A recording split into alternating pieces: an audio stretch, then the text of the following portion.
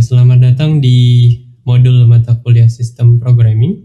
Pada modul ini merupakan lanjutan dari modul proses dan memori. Ya, jadi kita akan coba untuk membahas bagaimana layout dari memori. Ya. Sebelumnya kalian sudah diberikan materi modul mengenai suatu proses, apa itu proses dan apa PID dan parent PID dalam suatu proses. Lalu sekarang kita coba melihat bagaimana layout memori di dalam suatu proses, dari suatu proses. Kalau kita lihat di sini, ketika satu proses dieksekusi, proses tersebut akan melihat pertama environment-nya. Ya, jadi environment yang ada di sana apa saja yang sudah didefinisikan sebelumnya. Jadi environment itu adalah yang kita bisa lihat di etc environment.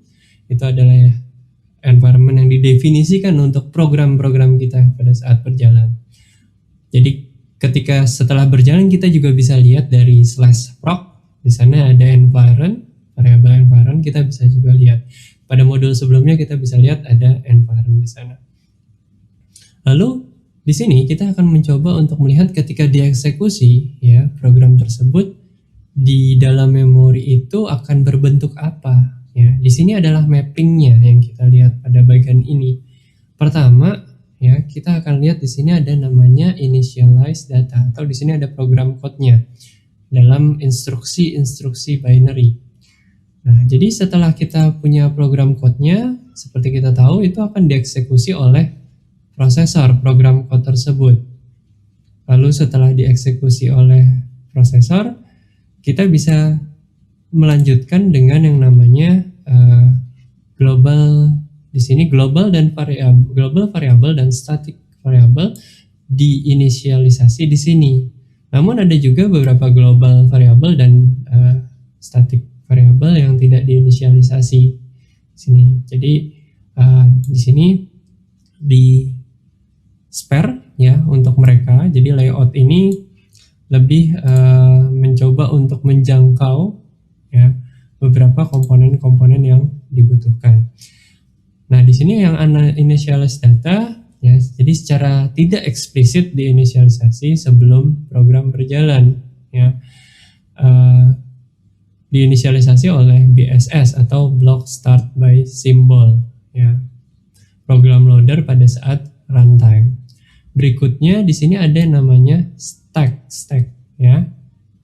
Di sini ada stack, lalu di stack tersebut setelah stack terdapat di situ ada function, local variable dan return value. Jadi biasanya kan kita kalau mengcoding atau membuat program kita membuat function, terus di sana ada local variable di dalamnya, terus ada return value. Berikutnya ada yang namanya heap ya.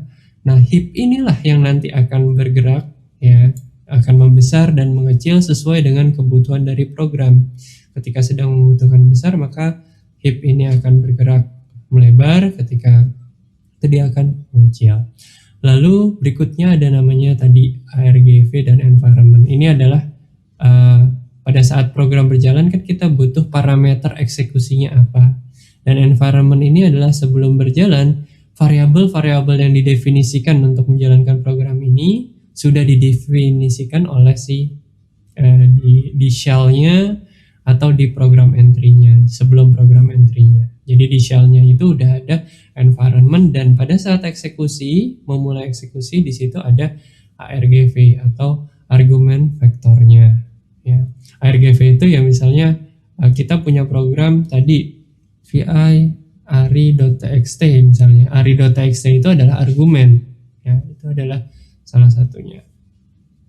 Oke, kita coba lanjut lagi ke materi berikutnya ya. Jadi ke slide ya. Jadi implementasi penggunaan memori untuk suatu proses itu kita tidak langsung menggunakan physical RAM-nya. Ya, seperti kita tahu bahwa kalau kita punya PC ya di dalamnya pasti kita lihat ada berapa besar RAM kita, prosesor kita i5, i7, AMD atau AMD, dan berapa frekuensi dari prosesor kita, berapa jumlah RAM kita misalnya 8 GB atau 16 GB memori kita. Nah, di sini operating system itu membuat salah satu bisa kita bilang mekanisme agar kita dimudahkan. Jadi kita tidak mengakses langsung ke address virtual memory, ke address physical memorinya, tapi kita diberikan yang namanya address virtual, ya, namanya virtual address space. Jadi kita tidak langsung mengakses ke RAM-nya, ya. Kita dibantu oleh kernel dengan bantuan yang namanya virtual address space.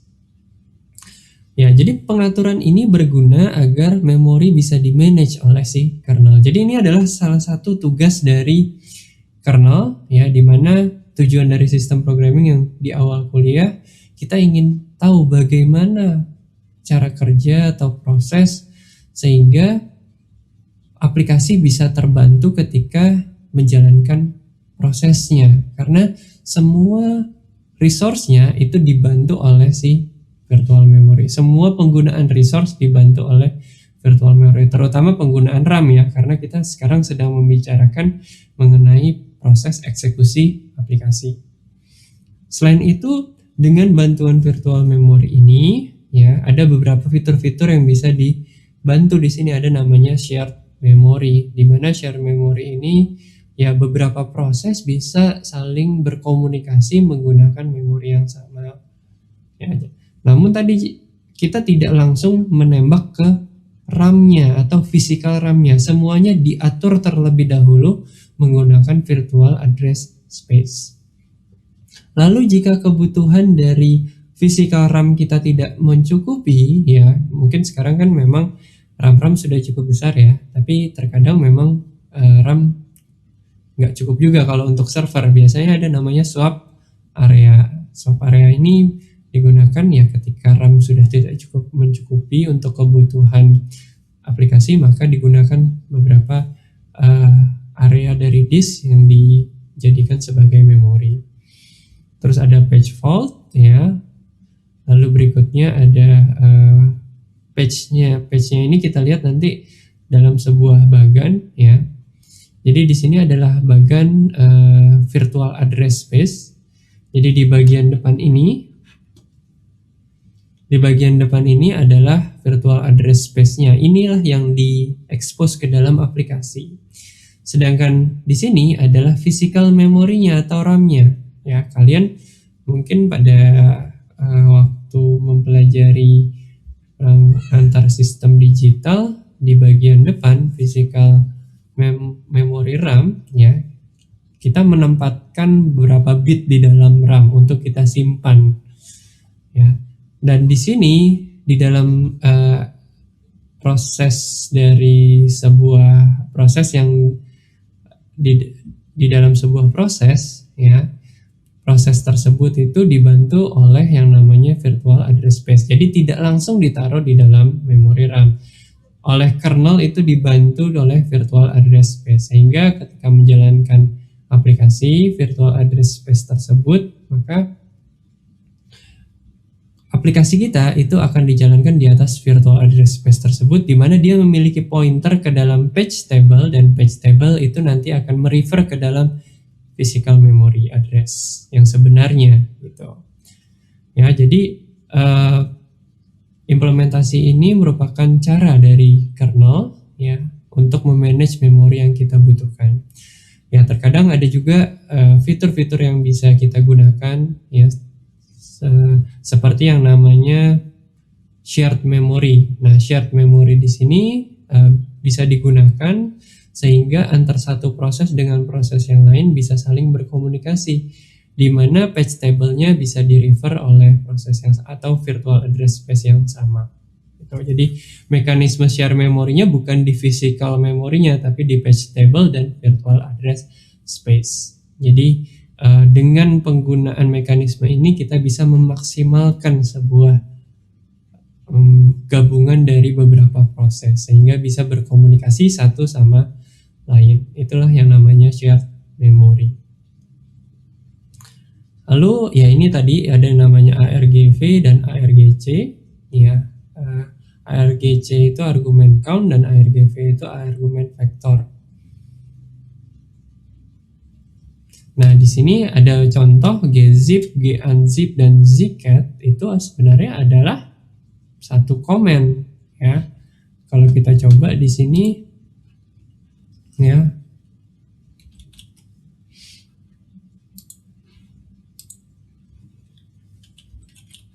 man gzip misalnya.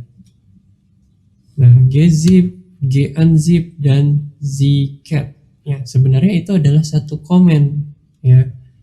Di sini links to the same executable file ya, jadi sebenarnya adalah sama executable-nya. Kalau yang gunzip itu adalah gzip min d ya, sedangkan zcat itu adalah gzip min d min c. Ini adalah suatu perumpamaan bahwa command line argumen itu bisa kita inisialisasi ya. Di sini pada dasarnya semua komen gunzip itu adalah gzip, zcat juga gzip min d min c ya. Itu adalah beberapa min d min c yang argumen yang dibuat lebih simpel di sini.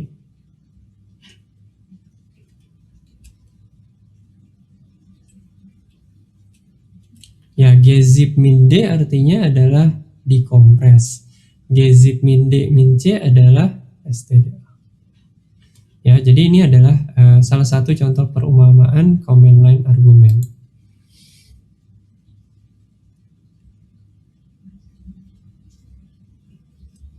Oke, di dalam source code buku referensi yang kita pakai, di dalamnya ada di folder TLPI, terus folder prop ya. Di dalam sana beberapa example atau contoh-contoh mengenai proses dan memori ya, bagaimana kita bisa memodifikasi environment, bagaimana kita bisa mendisplay environment, bagaimana kita bisa melihat perpindahan dari satu function ke function yang lain ya, dengan menggunakan long jump ya atau set jump.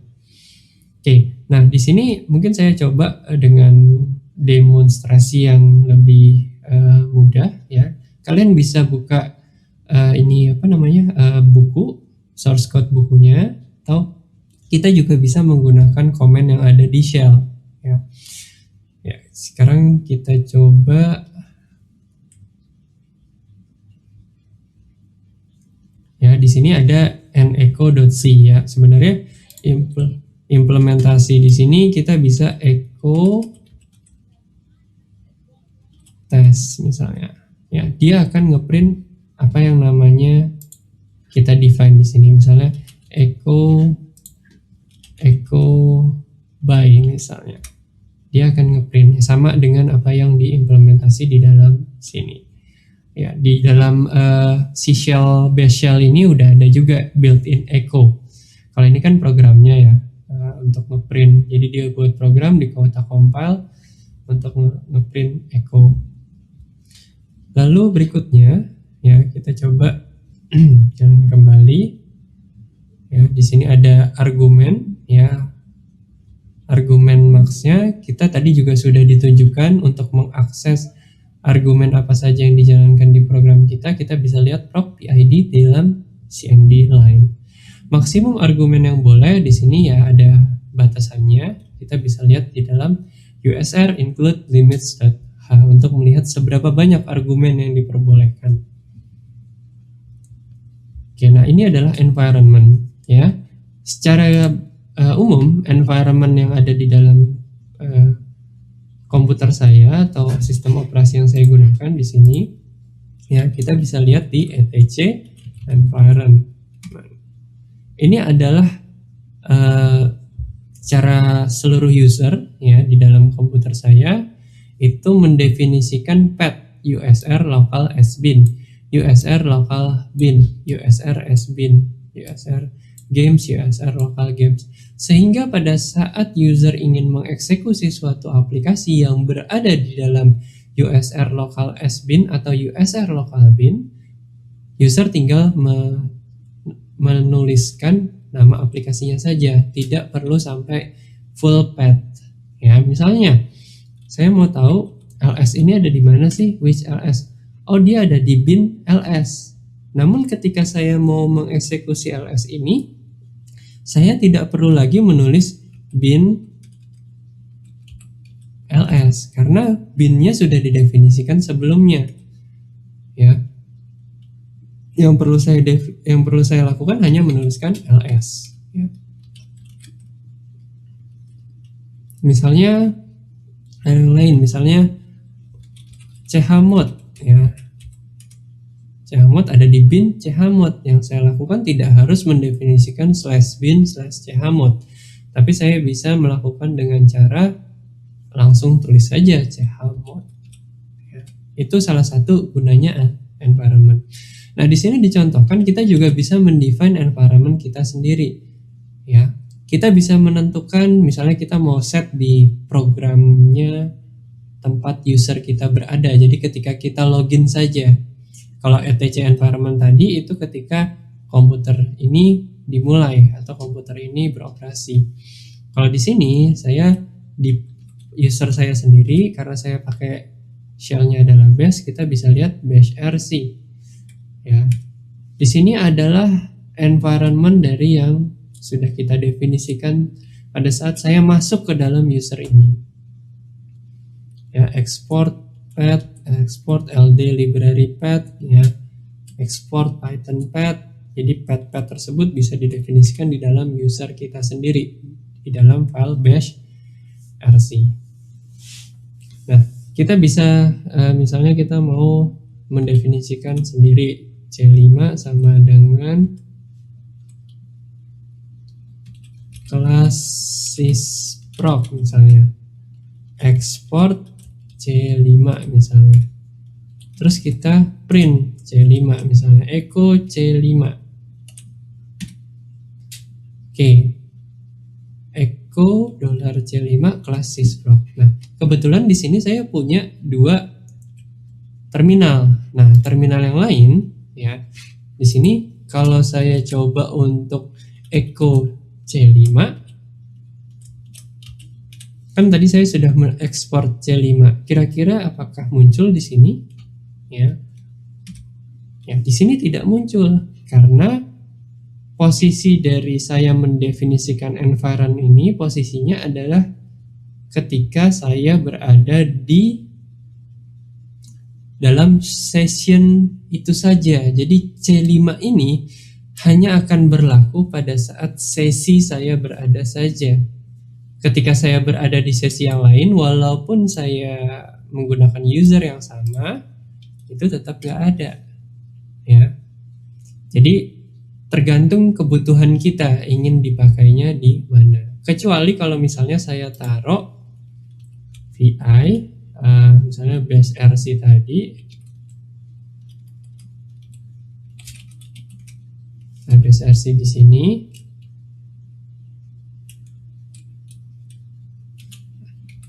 export misalnya saya tulis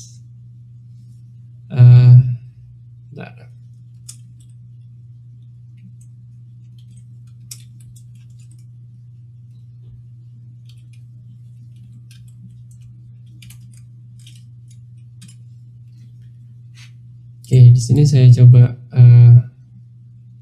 pindahkan dulu. Saya coba di sini.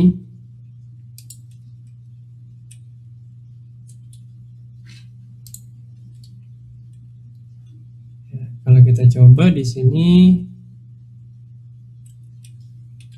export, ya, C5 sama dengan kelas sysproc. Nah, di sini kita coba source, kita refresh dulu untuk ini kita. Yang ini juga kita coba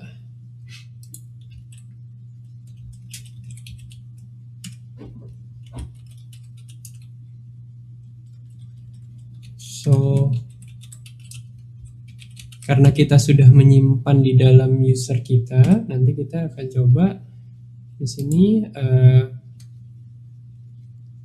echo $C5 misalnya. Oke, kelas sysproc. Di sini kita echo $C5.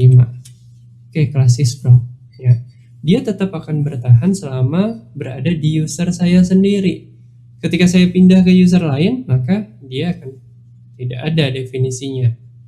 Oke, jadi itu salah satu kegunaan dari environment tersebut. Jadi levelnya ada environment yang bisa di set pada saat itu juga, ada di set di background user kita, ada juga environment yang di set untuk keseluruhan sistem kita ya.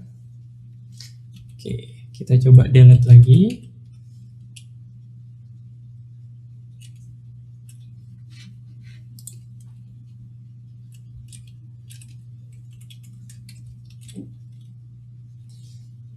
Oke, nah sekarang kita coba balik ke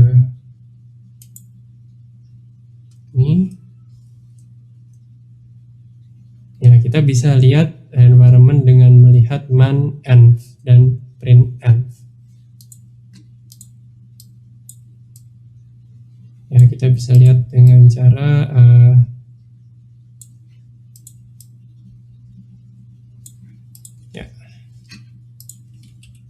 clear man env ya.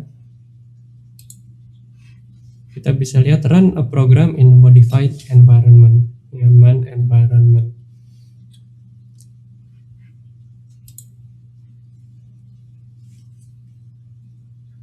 Oke, jadi ini adalah beberapa cara ya. Sebenarnya kalau di C juga sama ya, dia mendefinisikan variabelnya terlebih dahulu. Cuman di sini saya coba jelaskan dengan shell agar kalian lebih mudah ya untuk mempraktekannya juga.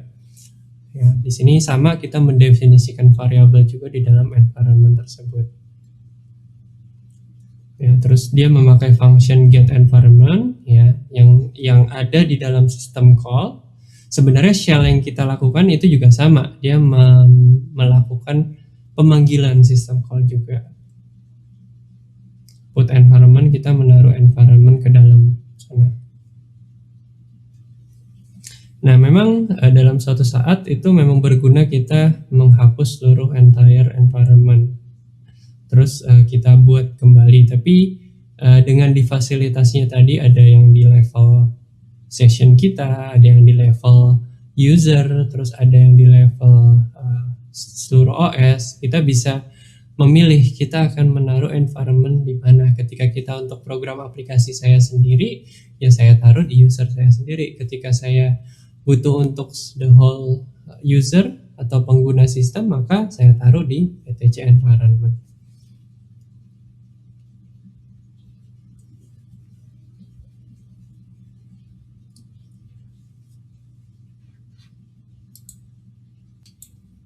Oke, di sini kita akan coba untuk melihat mengenai memory allocation ya.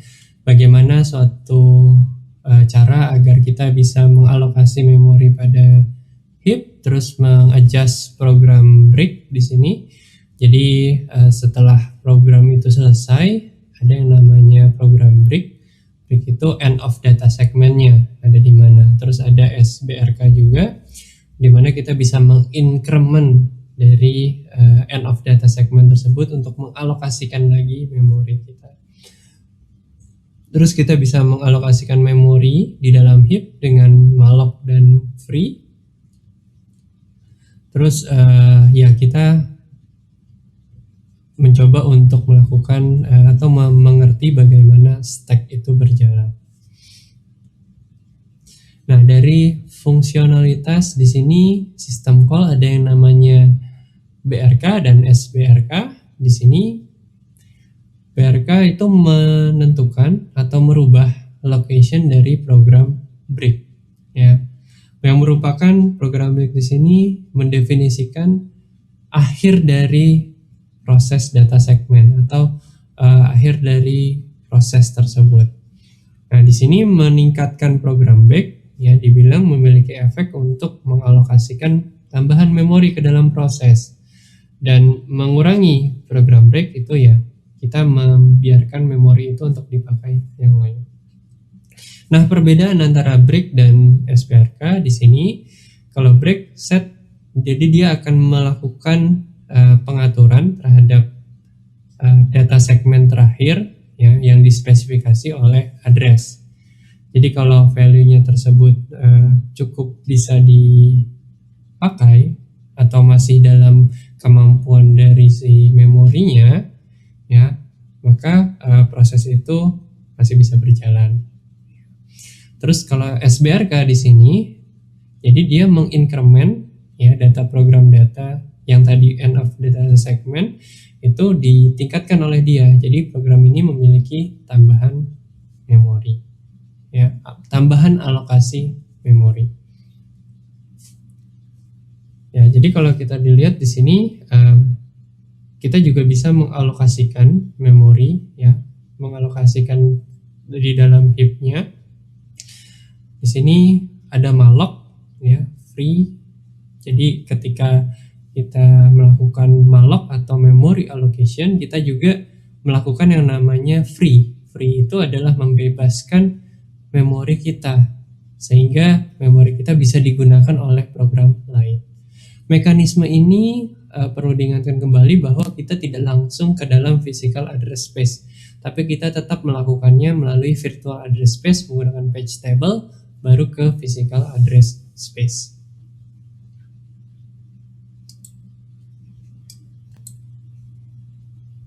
Ya, jadi ketika kita mengalokasikan di dalam heap, ya, di sini pada code ini akan didemonstrasikan ya ketika kita mengalokasikan memori, lalu kita break, ya, dan di sini kita coba aplikasi tersebut, ya, kita coba jalankan sesuai dengan dokumentasi yang diberikan, ya, kita coba dari 1000 sampai 10.240, lalu kita coba ini kita sampai 1000 saja. Ya, jadi di sini pertama dia akan mengalokasikan memori pertama ada di address ini. Ya, setelah itu dialokasikan memori sebanyak 1000 dikali 10.240 byte. Jadi ini 1000 dikali 10.240 byte. Nah, terus kita coba untuk mengalokasikan atau melakukan free, ya, block dari 1 sampai 1000. Jadi kita coba free block. Di sini adalah program yang break yang terakhir, tapi karena kita free, kita bebaskan program tersebut, maka program breaknya berkurang. Jadi memori yang sisanya itu masih bisa dipakai oleh program yang lainnya. Jadi inti dari kita mengalokasikan memori, dan pada saat kita melakukan memori, program kita juga harus bisa melakukan free terhadap memori tersebut. Ya, mungkin kalau program kita tidak melakukan hal tersebut, memori manajemen yang dimiliki oleh kernel akan melakukan hal tersebut, gitu. Tapi alangkah baiknya ketika kita membuat program, ketika kita tidak menggunakan memori yang cukup banyak, alangkah lebih baiknya kita clean memori yang kita miliki, yaitu best practice dalam programming. Tapi ketika kita tidak free memori tersebut, maka si kernel juga akan mendeteksi bahwa perlu ada memori yang di reduce, gitu, karena tidak digunakan oleh program tersebut. Oke, kalau kita lihat dari source code-nya, free and sbrk.c, ya, di sini ada di tadi ya di memallok/free and sbrk. Kalau kita lihat sini pada saat pertama dia melakukan alokasi memori terlebih dahulu sejumlah yang kita inginkan, lalu dia menemukan bahwa program break terakhir ada di mana. Jadi ini penggunaan beberapa sistem call yang ada. Jadi pada dasarnya ketika kita melakukan mengeksekusi satu program, itu sistem call dari kernel itu selalu dipakai, walaupun di setiap programming language itu berbeda-beda implementasinya.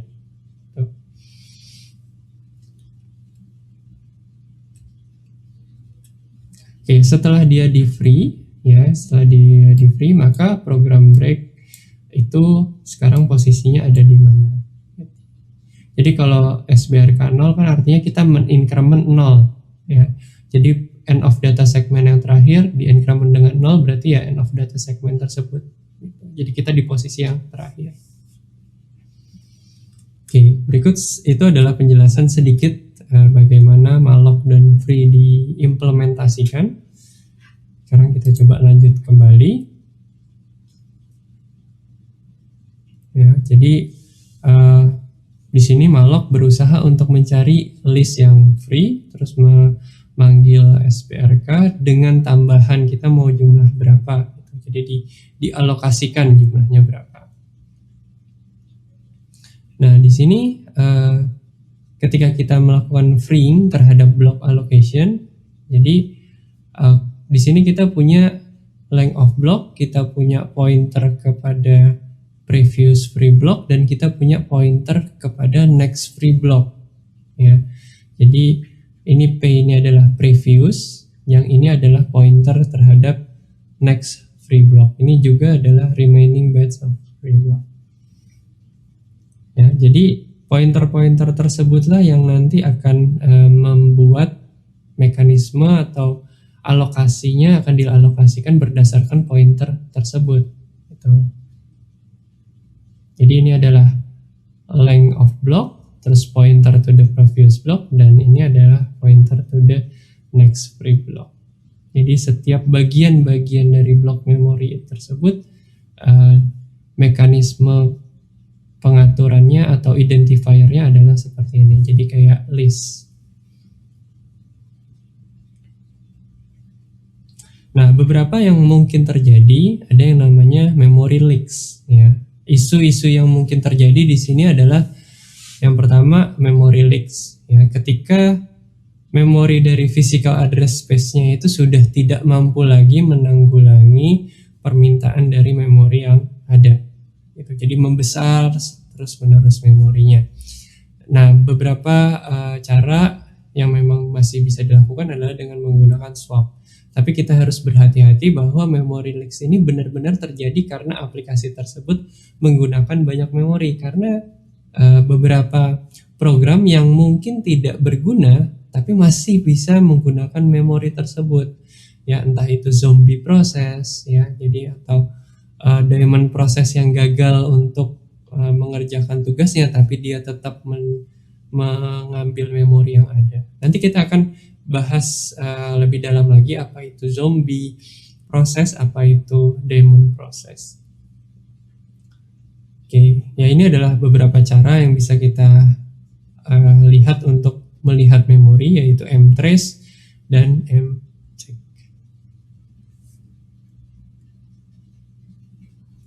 Oke, di sini untuk berikutnya ya, untuk pembahasan berikutnya adalah mengenai user and group. Ya, jadi di sini seperti kita tahu bahwa di dalam Unix ya, kita bisa memiliki beberapa privilege ya.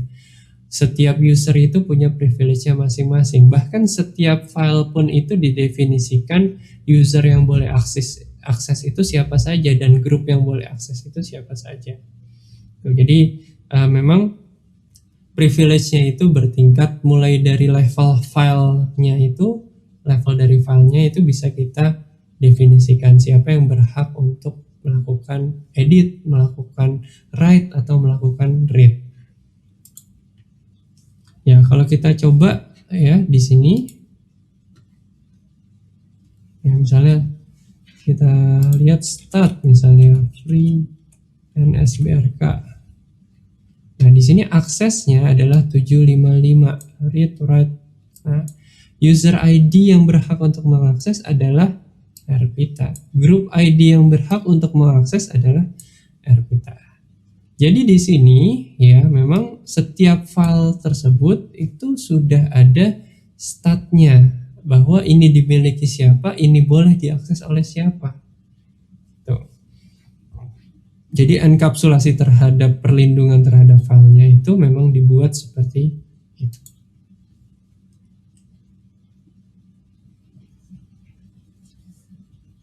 Ya, jadi ini adalah beberapa proses kredensial.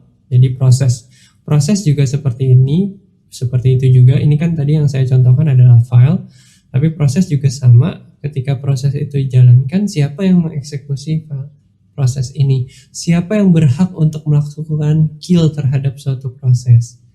Ya, jadi pada modul sebelumnya saya mencoba untuk membuat satu proses VI dan saya mau mencoba untuk mengkill proses tersebut, tapi tidak bisa. Karena yang berhak untuk mengkill proses tersebut adalah admin misalnya. Karena kita nggak boleh seenaknya untuk mengkill suatu proses. Masing-masing proses itu punya creatornya. Dan yang berhak mengkillnya adalah atau mematikannya adalah creatornya. Atau men-terminate-nya adalah creatornya. Atau bahkan sudo atau super user do. Ya. Nah, berikutnya ada lagi di dalam proses atau program ini sistem call yang dipakai yaitu namanya adalah set jam atau long jam. Bisa dibilang ini adalah salah satu mekanisme yang digunakan dari sistem call untuk berpindah dari satu function ke function yang lain. Jadi kalau kita lihat manualnya apa itu long jam, ya kita bisa ketikkan man. Ya, kita bisa ketikkan di sini man long jam, misalnya man long jam. Nah, di sini kita bisa lihat bahwa ketika kita melakukan long jam tersebut, ya, function described on this page are used to, ya kita lihat di sini digunakan untuk performing, ya, untuk melakukan non-local goto. Jadi mentransfer eksekusi dari satu function ke function yang lain. Dalam arti yang lebih mudah, ya, kita berusaha berpindah dari satu function ke function yang lain dengan membawa seluruh environment variabelnya. Sehingga di function yang setelahnya itu bisa kita proses environment variable dari function sebelumnya. Ya, jadi di sini dibilang set jam function, ya. Pada saat kita mendefinisikan set jam tersebut melakukan setting terhadap environment-nya. Ya. Jadi environment tersebut disimpan terlebih dahulu. Ketika long jam diinisialisasi, maka environment dan seluruh bagian-bagian yang ada di set di dalam set jam tersebut dibawa ke long jam agar kita berpindah dari satu function ke function yang lain. Ya, bisa kalian bayangkan kan kalau kita berpindah dari satu function ke function yang lain berarti environment-nya kita harus bawa juga supaya function tersebut tetap bisa berjalan. Tuh. Nah, itu salah satu bantuan dari sistem call agar program dapat secara smooth bisa berjalan dengan baik.